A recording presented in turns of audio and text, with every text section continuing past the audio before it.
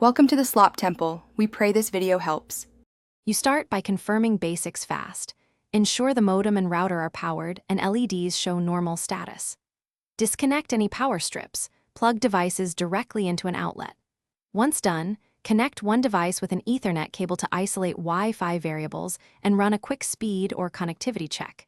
Make sure to note recent changes like outages, firmware updates, or new hardware. Those clues tell you whether to focus on ISP, device config, or local equipment.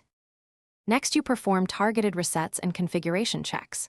Power cycle the modem, wait 60 to 90 seconds, then restart the router. This clears temporary faults and renegotiates the ISP link. Once both are stable, log into the router UI to confirm WAN IP, DNS, and that the DHCP lease is active. If not, request a new DHCP lease.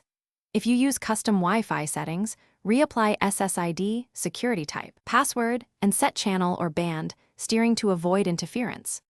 For final steps, you dig into advanced fixes. Review modem/router logs for sync errors, signal levels, or repeated drops. Contact the ISP if you see no sync or reported outages. Update firmware and swap Ethernet cables and splitters to rule out physical faults, and only factory reset if all else fails since it erases settings. If problems persist after these steps, change DNS to 1, 1, 1, 1 or 8, 8, 8, 8 to test resolution issues. If still failing, Thanks for watching. Consider subscribing if we helped you.